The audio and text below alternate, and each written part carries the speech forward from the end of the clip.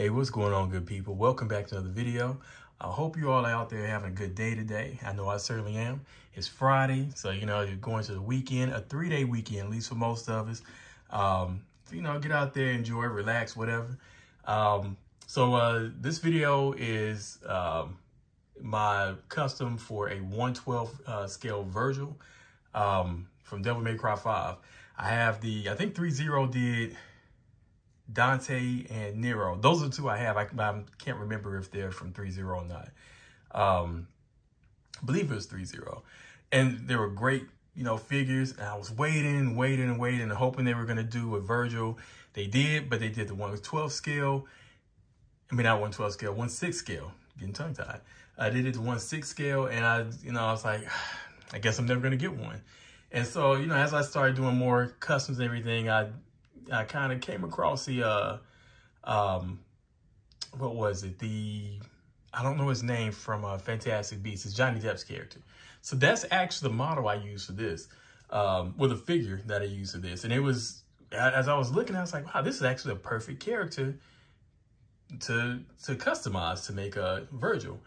So I'm going to take the sword out of the hand so I can get a little closer, if he wants to let go of it. I got this sword off eBay. It was an all-white sword, and I repainted it. You know what? I was about to show Vergil. Let me show the sword real quick first. I think it's really cool. And it had this really cool print on it. And it's plastic. They did sell metal ones, but they were a lot more. I didn't want to spend all that extra money for a metal one. So I got the plastic one. So it is a little flimsy, so I have to be careful with it. Not super flimsy, but I mean, it's plastic. So, the sheath is pretty sturdy. So I repainted the sheath, from the white that it was. And then with the handle, I just painted, okay, where it's clear. I just painted the little notches blue on the handle. And then it was already gold on the, what is it? I forgot what this is called. Oh, crap. Anyways, that's the hilt, not the handle. But yeah, it was already gold here. On the end, I just went over it more to be a brighter gold. And same for the tip of the sheath. But we're gonna put that here. Okay. And so as far as this, the figure itself,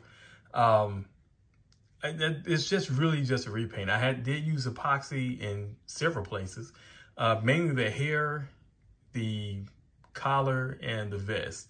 Because anyone who's watched the movies or seen the figure, his hair, the hair of Johnny Depp had for the show, for the movie, is very close to his. It's cut close on the sides. So I use the epoxy to actually build that up to give him hair on the sides and on the top too. So it actually would do that signature Vergil look. The vest, I use epoxy for this as well, and the buttons. Went over, I forgot what it was. I think it's a metallic blue, but it's a particular kind. I use Vallejo paints all the time. I can't remember the exact name of this paint that I use. And then for the collar as well, and then just painted the zipper gold, and then went over all the buttons in gold. The gloves itself are from the Mezco Deadpool. No, not Deadpool. Mezco Deadshot. So I took those gloves, repainted them, so they look like Vergil's gloves. I didn't paint the little open. I think he has an opening in the back of the gloves. I can't remember off the top of my head. I took the vest off and everything. So, the trench coat off and the arms off to really get up under there for the vest, which you really can't see it. So it really doesn't matter that I did that. But just in case I did any poses where you might see it, that's why I did it. The boots, of course, went over these. It wasn't really much to do. The only thing I did to the back of these, and it depends on which. I was looking at pictures of Vergil and his boots. Depending on which picture you looked at, sometimes the back of them were, you see the boot, and then the front of it would have a different color to it. Sometimes it'd be the whole boot was one color. So I just decided to and then some other times the front would be one color, the back. This is just the look I decided to go because I got tired of looking after a while. And then I went over the entire jacket with a dark blue. And then I went back over it with a metallic, with the same metallic blue, but I add a little black to it because I wanted to, which you really can't, I don't think you can see it. It's actually coming up in here. It's coming through a little bit. But when a light hits it, it gives it just a bit of an extra sheen to it. And so I wanted to have that look to it. But I really like how this came out. You know, I'm really looking forward to posing this up with Dante and Nero. Have the sons of Sparda sitting up there. Let me get this sword back in his hand. Well, at least this. I'm gonna do this off screen because I'm gonna hit the camera if I don't.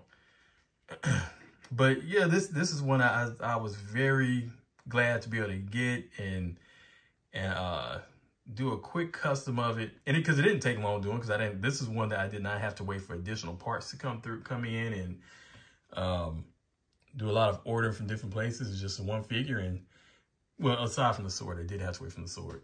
And that was pretty much about it. It was pretty simple. So we're gonna go ahead and bring in Dante. Yeah, bring in Dante here, and he does, since it is a Mafex figure. He sits a little shorter than Dante and Nero. Let's see. I did notice that his hair, well, Dante and Nero don't have the same hair either, though. Because I think he has a little more blue in his hair. Dante has a little more gray as far as the tones in it. I just did like a slight wash to Vergil's hair. Just enough to kind of see, you know, that it kind of brought out some of the detail in it a bit, but I didn't try to do too much to it. And I'll probably leave it like that. I was thinking about maybe going over a different wash to kind of match Dante and Vergil's, but as I have them here, realizing they have two different washes as well. So not really gonna worry about doing that. You can't even see Nero's face. Look at me. There we go. Anyways, like I said, I'm having a lot of fun doing these custom figures right now. I got a couple more. I got a Doomsday figure I'm working on. It's a Devastator Doomsday that I'm add some sculpting to and repainting to look a little closer to the Doomsday from the comics, the normal Doomsday that just came out. I got a Red Dead figure I'm working on. I got another Crimson Range figure that I'm working on. So this is a lot of fun doing right now. I'm kind of, you know, in a space right now where I'm doing the things that I'm enjoying doing. When I first started doing these videos, I was posting videos and stuff I just really enjoyed myself. Then for a little bit, I kind of got into a space like, oh, you know, hey, this is coming out. This will be a good one to review. Now I'm getting back to, I'm just doing what I enjoy, just doing the ones that I like. And I'm hoping that you're enjoying these too.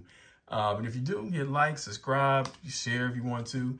If you don't, you know, hopefully you just enjoy it, you watch it, and kind of go on to the next one.